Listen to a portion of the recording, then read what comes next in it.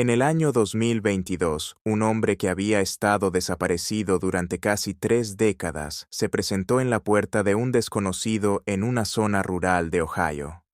Llevaba consigo una caja de madera. Dentro había diarios, esquemas de circuitos, placas electrónicas dañadas, fotografías y notas que no deberían haber existido. Su nombre era Mike Markham.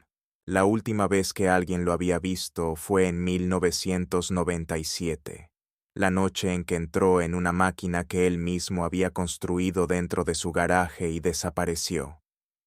Cuando los investigadores llegaron a la propiedad tras el incendio, el garaje ya no existía, reducido a sus cimientos. El suelo de concreto mostraba una marca circular de 1,80 m de diámetro, ennegrecida y lisa, como si algo hubiera concentrado una energía térmica intensa en un único punto. El cableado de cobre había quedado fundido dentro del concreto. Los transformadores estaban destruidos. Los marcos metálicos de la máquina se habían deformado y soldado entre sí de formas que sugerían temperaturas muy superiores a las que un simple cortocircuito podría generar. No había cuerpo, ni restos, ni fragmentos óseos, ni trabajo dental, ni señal de que Mike hubiera salido caminando, ni huellas de neumáticos, ni pisadas en la tierra blanda frente a la puerta del garaje. Solo quedó una cosa, una nota escrita a mano, guardada dentro de una caja de herramientas metálica, doblada una vez, redactada con lápiz sobre papel rayado. No se trata del tiempo, sino de cómo percibes las cosas. Durante casi 30 años, el mundo dio por hecho que Mike Markham había perdido la vida en aquel incendio. Se presentó el informe de persona desaparecida. El caso quedó archivado sin resolver. La historia se fue apagando en los medios locales y terminó migrando a los rincones más oscuros de Internet, donde las desapariciones sin explicación y los fenómenos inexplicables conviven y se alimentan mutuamente. Pero entonces él regresó, más envejecido, con algo vaciado por dentro, agotado de una manera que no parecía del todo física y trayendo consigo pruebas. Lo que Mike describía no era evidencia de viajes en el tiempo, sino algo mucho más inquietante, algo que hace que los viajes en el tiempo parezcan cosa sencilla en comparación. Porque según Mike, la máquina no lo envió ni al pasado ni al futuro. Lo que hizo fue alterar su relación con la realidad misma. Y lo que le ocurrió durante esos años perdidos es la razón por la que esta historia debe comenzar en el instante en que encontró aquello que jamás debió llegar a comprender. El descubrimiento. Mike Markham no provenía de ningún laboratorio universitario. No contaba con financiación gubernamental ni con un equipo de físicos que revisara sus cálculos y le advirtiera cuándo detenerse. Era un hombre del interior de Missouri con una obsesión que lo había acompañado desde la infancia: la electricidad. Durante los años 70 y 80, Mike era el tipo de chico que desmontaba todo lo que caía en sus manos: radios, electrodomésticos, motores, televisores viejos, cualquier cosa que tuviera un circuito o una bobina de cable. Rescataba piezas de desguaces, leía libros de electrónica en la biblioteca pública hasta que las páginas quedaban suaves de tanto manosearlas, y construía máquinas en el garaje de sus padres que chisporroteaban, zumbaban y a veces fallaban de forma tan aparatosa que disparaban los interruptores de toda la casa. Para la mayoría de la gente, aquello parecía un pasatiempo arriesgado practicado por un chico que no medía las consecuencias. Para Mike, era un lenguaje. La electricidad le hablaba de maneras que las personas no podían. Era constante, seguía reglas, y cuando construía algo correctamente, respondía con una precisión que nada más en su vida lograba igualar. A comienzos de los años 90, Mike vivía solo en una pequeña propiedad rural en Missouri. Hacía trabajos esporádicos y dedicaba cada hora libre a su garaje, rodeado de equipos recuperados, esquemas dibujados a mano y el acumulado de una década de ingeniería eléctrica aprendida por cuenta propia. No tenía título, ni credenciales, ni ningún tipo de vínculo institucional. Lo que él tenía era una intuición para los campos electromagnéticos que rozaba lo instintivo, junto con una disposición a llevar sus experimentos más allá del punto en que cualquier físico con formación académica habría detenido todo y pedido ayuda. Y en algún momento de los primeros años de la década de los 90, trabajando solo en ese garaje a altas horas de la noche, ese lenguaje le respondió de una manera que nadie había previsto. Había construido una escalera de Jacob. 2 varillas metálicas en forma de V.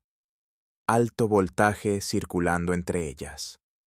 Un arco eléctrico luminoso que ascendía antes de romperse y volver a formarse desde abajo. No era equipamiento exótico.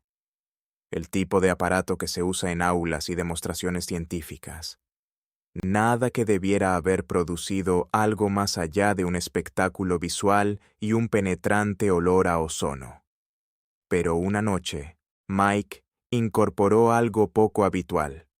Un puntero láser barato, de los que se podían conseguir en cualquier tienda de electrónica por unos pocos dólares. Alineó el haz de manera que atravesara directamente el arco en ascenso. Fue un impulso, no un experimento calculado. Quería ver qué haría la luz coherente al cruzarse con el canal de aire ionizado que generaba el arco. Al principio, nada cambió. El arco subía. El haz del láser lo atravesaba. El garaje zumbaba con el familiar tono de 60 ciclos del alto voltaje. Luego el sonido se transformó. El zumbido eléctrico se tensó hacia una frecuencia distinta, más aguda, más concentrada. Como si el sistema hubiera encontrado una resonancia que antes no estaba produciendo. El arco se estabilizó. En lugar de ascender y romperse con su ritmo habitual, se replegó sobre sí mismo, mantuvo su posición y comenzó a girar en una espiral lenta que Mike jamás había observado en ninguna configuración de escalera de Jacob. Entonces Mike vio la arandela, una pequeña arandela de acero que descansaba sobre el banco de trabajo, cerca de la base del aparato, dentro de lo que él llamaría más adelante el campo. Por una fracción de segundo parpadeó. No se movió. No era el magnetismo lo que lo atraía, ni el desplazamiento del aire lo que lo empujaba. Estaba ahí. Luego no estaba. Luego volvía a estar. Como si alguien hubiera eliminado un fotograma de la realidad y hubiera vuelto a unir la película. Mike dejó de respirar. Colocó otros objetos cerca de las varillas. Tornillos, monedas, pequeños fragmentos de metal. Y de vez en cuando el ángulo del láser, el voltaje y la configuración del arco se alineaban en la combinación exacta, el objeto desaparecía, solo por un instante. Sin destello, sin estruendo, sin movimiento visible, solo ausencia, un pequeño espacio vacío donde antes había materia. Luego el objeto regresaba, exactamente en el mismo lugar donde había estado, como si la realidad se hubiera corregido a sí misma con la esperanza de que nadie lo notara. Pero Mike lo notó. El aire olía intensamente a ozono. Sin embargo, había algo más por debajo de ese olor, metálico, frío, algo que le tensaba la piel y le erizaba el vello de los brazos de una manera que no tenía nada que ver con la electricidad estática. Se sentía biológico. Era como si su cuerpo estuviera reaccionando a algo que su mente todavía no había podido procesar. Esa fue la noche en que la vida de Mike Markham se dividió en 2 mitades, antes del campo y después de él. No sabía qué era lo que había descubierto.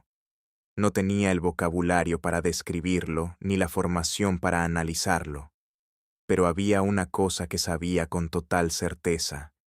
Era real, y necesitaba que alguien más lo escuchara antes de convencerse a sí mismo de que estaba perdiendo la razón.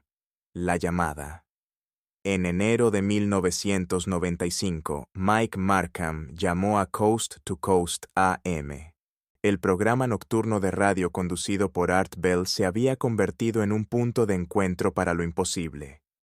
Desapariciones inexplicables, encuentros con ovnis, experimentos gubernamentales secretos, ciencia alternativa, fenómenos sin explicación. Art lo había escuchado todo. Era un entrevistador hábil, con un instinto especial para distinguir lo genuino de lo meramente teatral. Y había logrado construir una audiencia fiel que confiaba en su criterio para saber qué llamadas merecían atención. Mike no sonaba como alguien intentando entretener a nadie.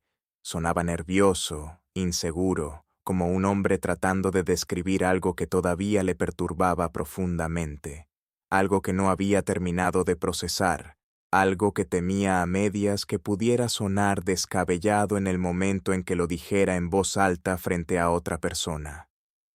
Art lo fue guiando con cuidado. ¿Podría ser un efecto óptico? ¿Podría el arco estar distorsionando el aire y generando una ilusión visual? ¿Podría el calor o la ionización estar haciendo que los objetos parecieran desvanecerse cuando en realidad simplemente quedaban ocultos? La respuesta de Mike cambió por completo el tono de la conversación. Dijo que sabía que los objetos estaban desapareciendo porque podía sentir el campo en el momento en que se activaba. El garaje se transformaba. El aire se volvía pesado, denso, como si hubiera una presión que no tenía nada que ver con la temperatura ni con la humedad. El espacio en sí parecía detenerse. Todo lo que quedaba dentro del radio del campo se sentía distinto, más lento, más espeso, como si la habitación hubiera pasado a existir en una versión ligeramente diferente de sí misma. Y entonces mencionó a los animales. Su perro se negaba a acercarse al garaje, y no solo durante los experimentos, sino en todo momento. El animal no cruzaba el umbral, no entraba al edificio ni siquiera cuando Mike lo cargaba hasta la puerta. Los pájaros dejaron de posarse en el techo. Los insectos evitaban el interior. Los seres vivos estaban reaccionando a algo dentro de ese espacio antes de que Mike comprendiera del todo qué estaba haciendo el campo. Art le dijo que documentara absolutamente todo, que consiguiera testigos, grabara video, anotara las condiciones, el voltaje, los ángulos, la configuración exacta cada vez que algo desapareciera. Y que dejara de tratar aquello como un proyecto privado de garaje. Eso necesitaba supervisión, necesitaba otros ojos. Pero Mike no se detuvo. Fue más lejos. Durante el año siguiente, los experimentos se volvieron más arriesgados y más ambiciosos. Mike necesitaba más energía, mucha más de la que su instalación eléctrica residencial podía suministrarle. En el verano de 1995, sustrajo 6 transformadores industriales de una subestación eléctrica rural y los integró a su sistema. El consumo de electricidad era descomunal. Las luces parpadeaban y se apagaban en las propiedades vecinas. Un bajón de tensión se extendió por toda la zona mientras la red local luchaba por abastecer lo que el aparato de Mike demandaba. Los técnicos de la compañía eléctrica rastrearon el pico de consumo hasta el garaje de Mike. Fue detenido y acusado de robo de equipos eléctricos. 60 días en la cárcel del condado. Para la mayoría de las personas, eso habría sido el fin. Para Mike, se convirtió en una especie de cámara de incubación. Pasó toda la condena dibujando esquemas de circuitos en cualquier papel que encontraba, perfeccionando el diseño, pensando sin descanso en qué había salido mal y qué podría hacer de otra manera. Salió de la cárcel más enfocado que cuando entró. Cuando volvió a llamar a Art Bell, Art notó el cambio de inmediato. Mike ya no sonaba emocionado. Ya no era el aficionado nervioso que había llamado por primera vez, casi asustado de su propio descubrimiento. Sonaba consumido, impulsado por algo, Y había algo más que Art no lograba identificar del todo. Sonaba como un hombre que había dejado de calcular los riesgos porque la atracción de lo que estaba descubriendo se había vuelto más poderosa que su capacidad para resistirla. Mike dijo que los objetos ya no solo parpadeaban, ahora permanecían desaparecidos durante segundos enteros, y cuando regresaban, a veces eran distintos. Un bloque de madera desapareció durante 3 segundos completos. Al volver, estaba frío al tacto, no a temperatura ambiente. Frío, como si hubiera estado en algún otro lugar, un lugar con una temperatura ambiental diferente, y hubiera traído consigo ese frío de vuelta. Una flor desapareció y regresó marchita y seca, como si hubiera perdido días enteros de vida en apenas unos pocos segundos transcurridos. Los pétalos estaban quebradizos. El tallo se había deshidratado por completo. Lo que fuera que le había ocurrido durante esos 3 segundos, la flor había experimentado el tiempo de una manera completamente distinta al resto de la habitación. Luego llegó el momento que dejó a Art Bell en silencio por primera vez durante toda la conversación. Mike había probado el campo con un ratón. Colocó al animal dentro de una pequeña jaula en el interior del radio del campo. El ratón desapareció durante 5 segundos. Cuando volvió, seguía con vida, pero algo en él estaba muy mal. Giraba en círculos dentro de la jaula, lanzándose contra las paredes, sin querer comer ni beber, mostrando un tipo de pánico desorientado que Mike jamás había visto en ningún animal. 2 días después, el ratón murió. Art le dijo que detuviera todo de inmediato. Necesitaba científicos de verdad, supervisión real, personas que comprendieran los riesgos de lo que estaba haciendo, no solo para él mismo, sino para cualquier ser vivo que entrara en contacto con ese campo. Hubo silencio en la línea. Luego Mike dijo que no podía detenerse en ese momento. Estaba demasiado cerca. Y lo terrible es que tenía razón. Estaba cerca, aunque no de lo que él creía. La desaparición.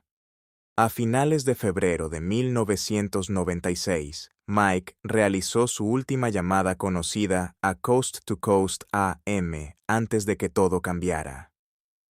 Dijo que el campo había crecido. Ya no afectaba únicamente a objetos pequeños colocados en el centro del aparato.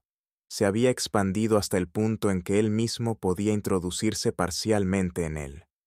Y cuando lo hacía, el tiempo se sentía extraño. Todo lo que quedaba fuera del campo parecía ralentizarse. Los movimientos se estiraban. Los sonidos se volvían más graves y prolongados. Los colores se desplazaban hacia el extremo azul del espectro. Cuando salía del campo, había transcurrido más tiempo en el garaje del que él había experimentado dentro. Minutos que faltaban, a veces incluso más. Art hizo la pregunta obvia. Mike dudó antes de responder, y finalmente dijo que no lo sabía con certeza. Quizás era el tiempo, quizás era la percepción, quizás era la realidad misma reorganizándose alrededor del campo de maneras que la palabra tiempo no alcanzaba a describir. Pero lo que sea que estuviera haciendo ese campo, no se limitaba a trasladar objetos de un punto a otro. Estaba alterando la forma en que esos objetos existían. Art intentó de nuevo alejarlo del precipicio, convencerlo de que se había metido en algo demasiado grande para él. Pero para entonces, la paranoia de Mike se había convertido en convicción absoluta. Estaba seguro de que lo vigilaban. Aparecían coches cerca de la casa que él no reconocía. Creía que las autoridades gubernamentales ya sabían lo que estaba construyendo y estaban evaluando qué medidas tomar con respecto a él. La llamada terminó con una promesa. Volvería a llamar en marzo. Traería pruebas, grabaciones en vídeo, mediciones, todo lo que Art le había pedido. Esa llamada jamás llegó. En marzo de 1997, Mike Markham desapareció. Su teléfono fue desconectado. Las cartas regresaban sin abrir. La granja parecía completamente abandonada. Luego el garaje ardió. Los investigadores hallaron entre los escombros los restos de la máquina. Cobre fundido, transformadores destruidos, marcas de quemaduras grabadas profundamente en el cemento.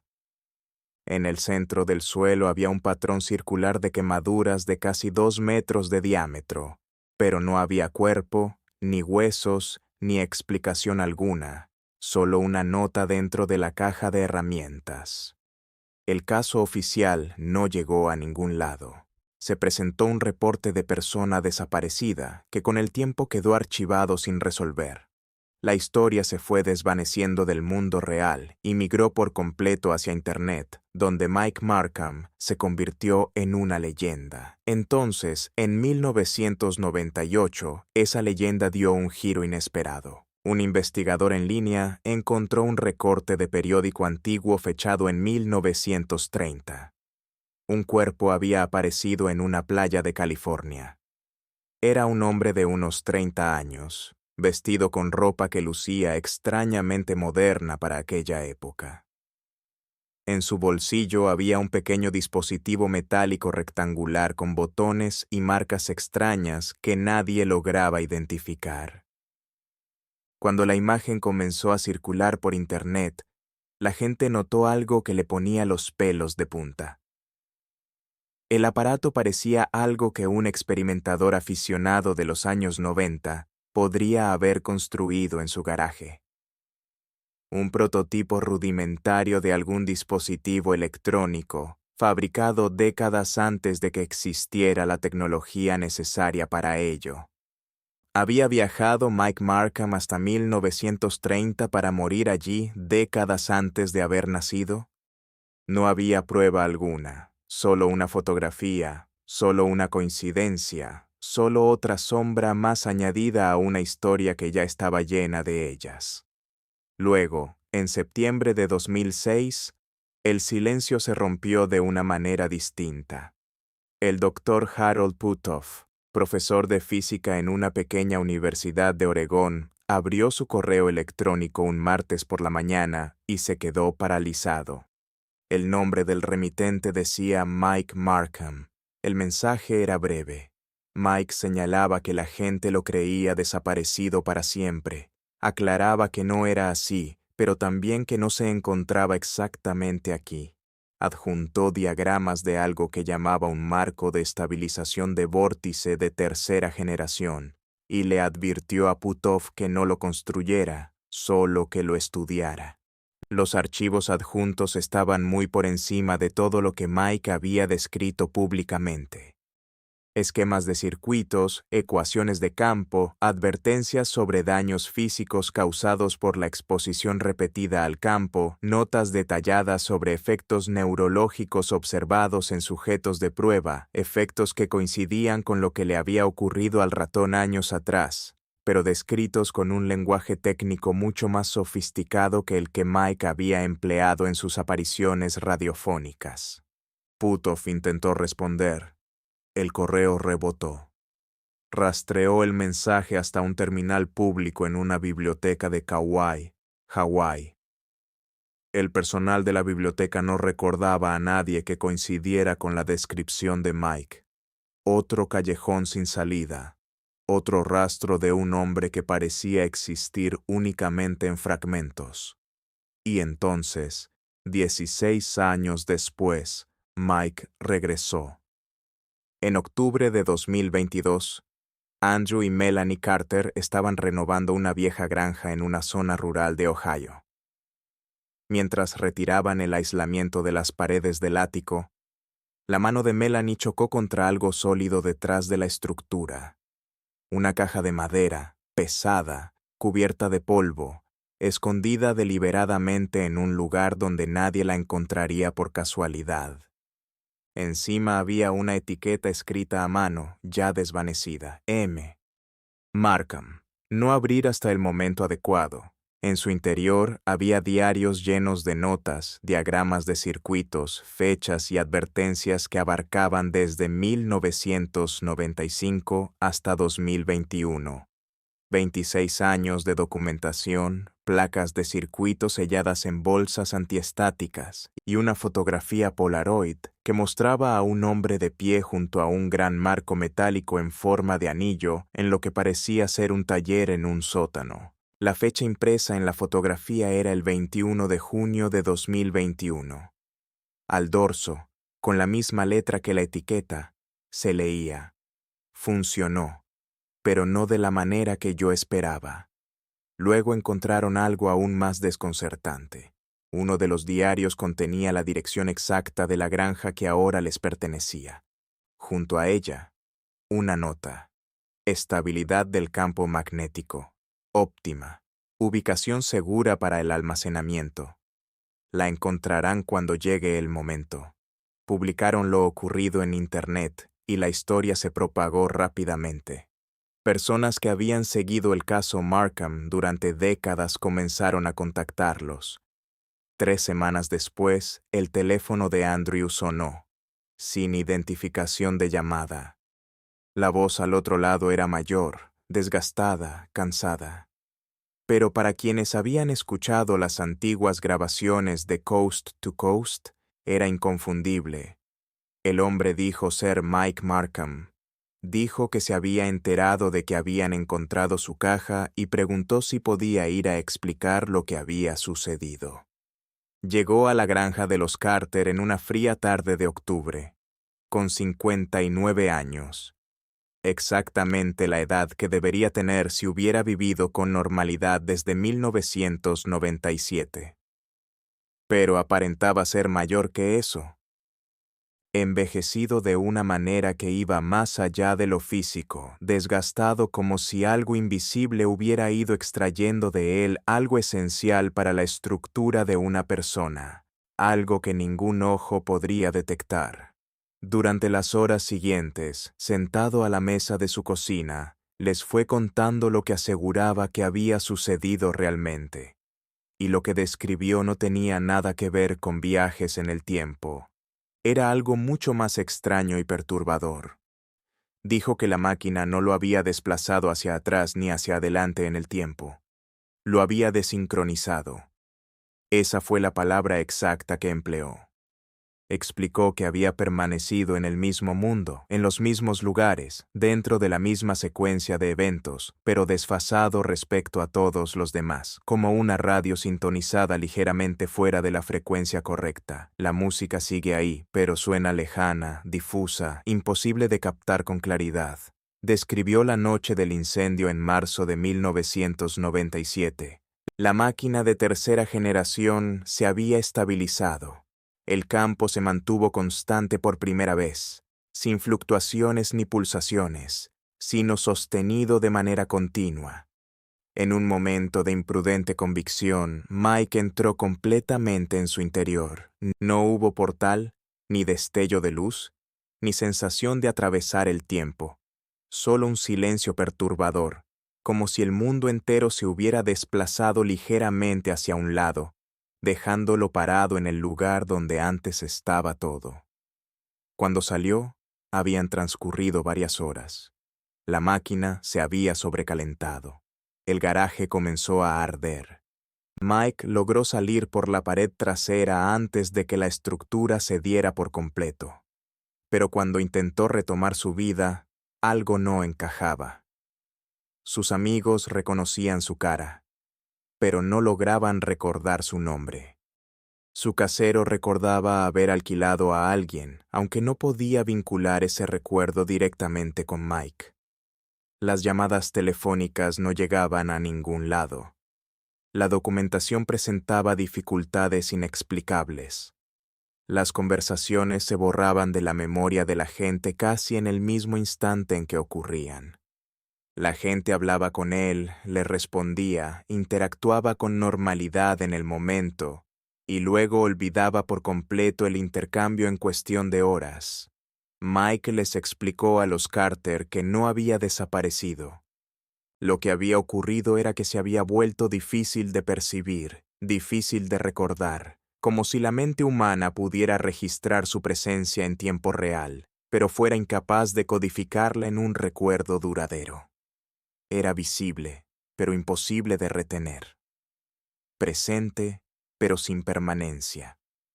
Un rostro que se disolvía en el instante en que alguien apartaba la mirada. Y cada vez que volvía a exponerse a la máquina, intentando comprender lo que había sucedido, intentando revertir el efecto, la condición empeoraba. Con cada nueva exposición, se volvía un poco menos real para los demás, un poco más difícil de recordar, un poco más fácil de ignorar.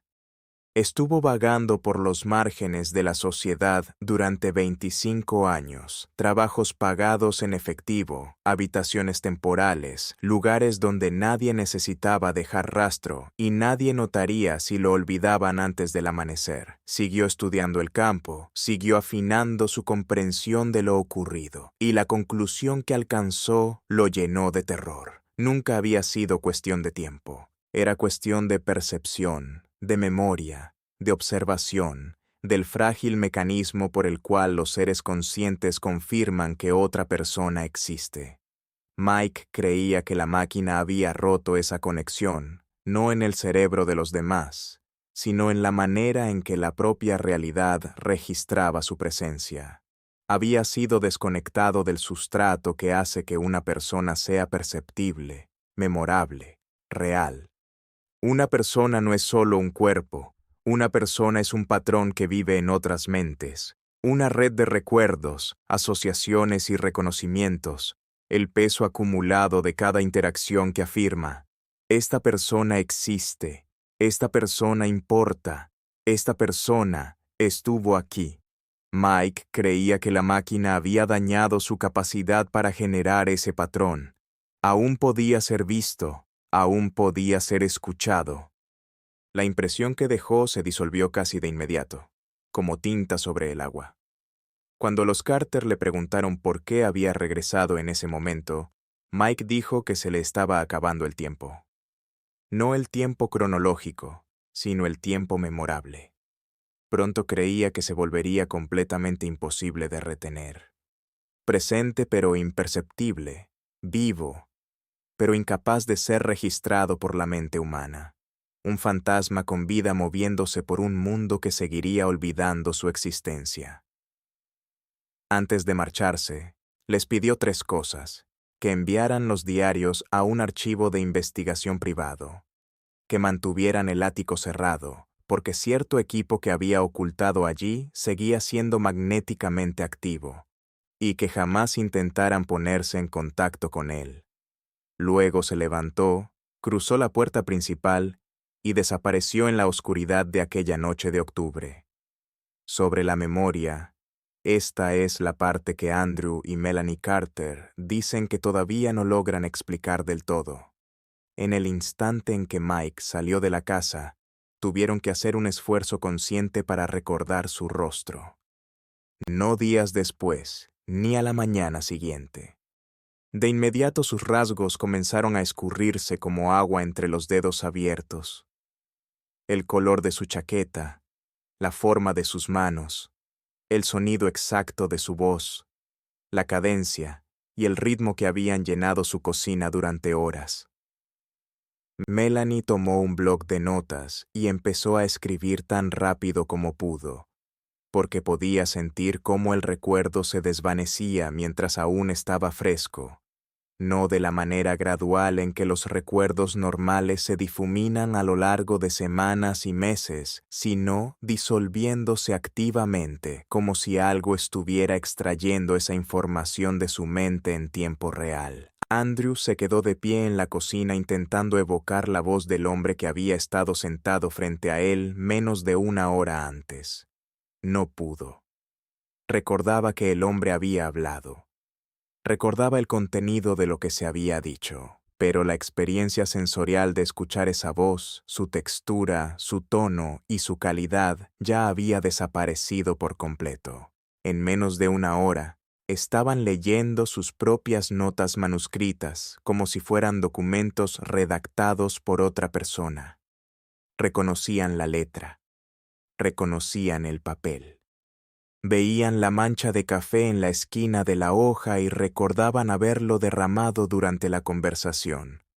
Pero la memoria viva que había detrás de esas palabras, la sensación real de haber estado sentados en una habitación junto a otro ser humano escuchándole hablar, había comenzado a desvanecerse hasta convertirse en algo que parecía más información de segunda mano que una experiencia propia. Al cabo de una semana, necesitaban las notas para poder reconstruir la conversación en absoluto. Sin ese registro escrito, no habrían podido afirmar con certeza que alguien hubiera visitado su casa aquella noche. Años después, dijeron que el encuentro les resulta como una película que vieron una vez a altas horas de la noche y que apenas logran recordar. Saben que ocurrió porque las pruebas siguen ahí. Los diarios, la fotografía Polaroid, las placas de circuitos, sus propias notas escritas a mano con su propia letra. Pero la vivencia de haber estado sentados con Mike Markham, escuchándole hablar, mirándole a la cara al otro lado de una mesa de cocina, ha desaparecido casi por completo. A eso es a lo que Mike llamaba desmemoria.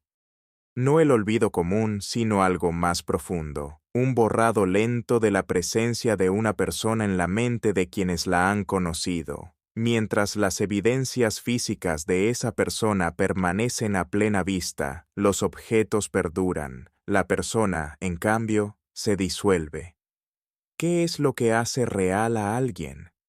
Y por eso el caso de Mike Markham no es en verdad una historia sobre los viajes en el tiempo. Es sobre algo mucho más perturbador. ¿Qué es lo que hace real a una persona? ¿Es su cuerpo, su nombre, sus registros oficiales y el rastro documental que deja? ¿O es la capacidad de otras personas para percibirla, reconocerla y mantenerla viva en su memoria? ¿Es la existencia un hecho físico o es más bien un acto compartido, algo que necesita testigos para poder sostenerse? Mike estaba convencido de que la máquina había roto esa colaboración. No murió. No desapareció hacia otro siglo. Se volvió imposible de retener. Un rostro que nadie logra describir después de haberlo visto. Una voz que nadie puede reproducir después de haberla escuchado. Un nombre que se evapora en el mismo instante en que alguien lo pronuncia. Un fantasma con vida que se mueve por un mundo que sigue olvidando que él existe. Los Carter cumplieron su palabra. Los diarios fueron enviados a un archivo privado. El desván quedó bajo llave. Desde entonces, solo han aparecido avistamientos dispersos y sin confirmar. Un hombre parecido a Mike haciendo preguntas inusuales en departamentos universitarios de física. Un asistente a una conferencia que se presentó a sí mismo, pero que nadie fue capaz de recordar con claridad después. Un residente en un albergue con conocimientos técnicos muy profundos que se marchó antes de que alguien pudiera saber mucho sobre él. Cada avistamiento más incierto que el anterior, cada testigo menos seguro de lo que realmente vio. No porque Mike se esté escondiendo, sino porque, si su historia es verdadera, el mundo ya no puede sostenerlo con suficiente claridad como para que alguien pueda estar seguro. En algún lugar, Mike Markham puede que todavía esté caminando por calles ordinarias, deteniéndose en habitaciones corrientes, cruzando vidas que no pueden retenerlo, aún vivo, aún presente, aún intentando dejar suficiente evidencia antes de que el último hilo se rompa. E incluso esa evidencia deja de ser suficiente. La máquina funcionó, pero no de la manera que él esperaba. No conquistó el tiempo. No abrió el pasado ni le entregó el futuro. Le arrebató lo único que ninguna persona puede perder sin consecuencias: la capacidad de permanecer real en la memoria de los demás. Mike Markham no encontró la manera de viajar a través del tiempo. La realidad lo castigó por haber encontrado la manera de borrarse de la memoria.